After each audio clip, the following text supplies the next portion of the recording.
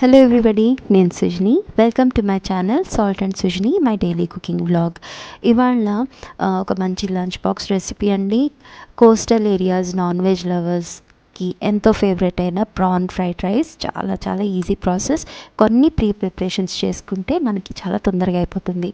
దానికోసం ఒక 180 gram prawns అండి. ఇవి నేను చక్కగా డీవేన్ చేసుకొని శుభ్రంగా కడిగి పెట్టేసుకున్నాను. అది ఒక 30 minutes మనము 1 table spoon light soya sauce వేసి మ్యారినేట్ చేసి పెట్టుకోవాలండి. లైట్ సోయా సాస్ మంచిగా సాల్టీగా ఉంటుంది. ఇంకా మనం వేరే ఏం అవసరం లేదనమాట. ఓకే, ఇది పక్కన పెట్టేసుకుందాము. తర్వాత నేను సాసెస్ అన్ని 1 by 1 వేయడం కన్నా అన్నీ కలిపి ఒక దగ్గరే పెట్టుకుంటానండి. సో దట్ నా ప్రాసెస్ ఈజీ అయిపోతుంది. మీరు కావాలంటే 1 by 1 వేసుకోవచ్చు తర్వాత ప్యాన్లోనే డైరెక్ట్.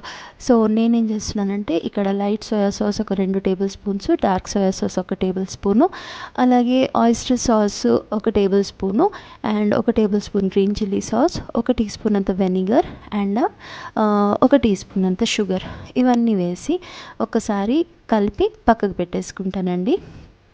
సో తర్వాత ఒక 2 ఎగ్స్ని నేను ఇక్కడ ఎగ్స్ క్వాంటిటీ మీ ఇష్టం అండి, ఎక్కువ కూడా వేసుకోవచ్చు. ఒక 2 ఎగ్స్ అయితే నేను బీట్ చేసి పెట్టేసుకుంటున్నాను అనమాట. సో ఇవి ప్రెప్స్.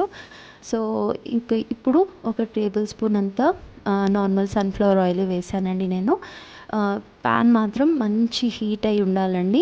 మంచిగా వాక్లో చేసుకుంటే చైనీస్ వాక్లో ఇంకా బాగుంటుంది, బట్ నేను ఇవాళ స్టీల్ దాంట్లో చేస్తున్నాను. సో ప్యాన్ని మంచిగా హీట్ అయిన తర్వాత మనము ఆయిల్ వేసి ఆ తర్వాత ఈ ఎగ్ని నేను మరీ చిన్నగా మ్యాష్ చేసేస్తలేను. స్టార్టింగ్లో కాస్త దాన్ని ఆమ్లెట్లా అవనిచ్చి ఆ తర్వాత మనము చాప్ చేస్తే అది చంక్స్ లాగా, కొంచెం పెద్ద చంక్స్ లాగా ఉంటుందన్నమాట. ఆ తర్వాత మళ్ళీ కొంచెం ఒక టేబుల్ స్పూన్ అంత ఆయిల్ వేసుకొని ఈ ప్రాన్స్ ఏదైతే మ్యారినేట్ చేసి పెట్టుకున్నామో అది వేసుకుంటున్నానండి. హై ఫ్లేమ్లోనే జస్ట్ 2 to 3 minutes మనం వేయించుకోవాలి. ఎక్కువసేపు ఉంటే రబ్బర్ లాగా అయిపోతాయి. సో ఎక్కువసేపు కుక్ చేయకండి, ప్రాన్స్ చాలా తొందరగా ఉడికిపోతాయి. ఇదే టైంలో ఒక పావు టీ స్పూన్ అంత ఉప్పు, అలాగే ఇంకో 1/8 టీ స్పూన్ నల్ల మిరియాల పొడి వేసి కలుపుకోవాలండి. ఆ తర్వాత మళ్ళీ అది కూడా తీసి పక్కన పెట్టుకుందాం.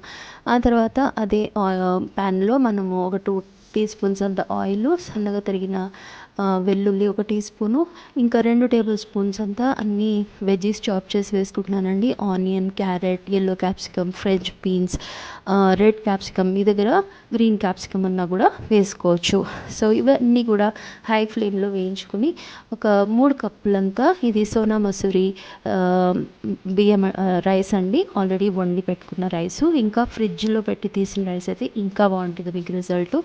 ఆ తర్వాత ఇవి మంచిగా హై ఫ్లేమ్లోనే వేయించుకున్న తర్వాత నేను కొన్ని ఆ సాసెస్ది మిక్స్ వేసేసుకుంటున్నాను. అలాగే చిల్లీ గార్లిక్ క్రిస్ప్ వేస్తున్నానండి. ఇది ఆప్షనల్, మీ దగ్గర లేకపోతే ఓన్లీ చిల్లీ ఫ్లేక్స్ వేసుకోవచ్చు.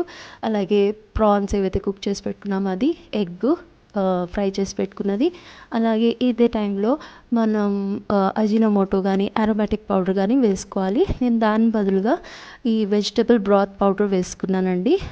దీంట్లో ఎంఎస్జీ అస్సలు ఉండదన్నమాట. దాని టేస్ట్ మీకు అదే విధంగా ఉమామి టేస్ట్ వస్తుంది. ఇంకా అన్ని సాస్లలో ఈ బ్రాత్ పౌడర్లో సాల్ట్ అనేది ఉంటుందండి. సో లాస్ట్గా మీరు ఒకసారి సాల్ట్ చెక్ చేసుకొని ఎంత కావాలో అంత వేసుకోండి, లేకపోతే ఉప్పు ఎక్కువైపోతుంది.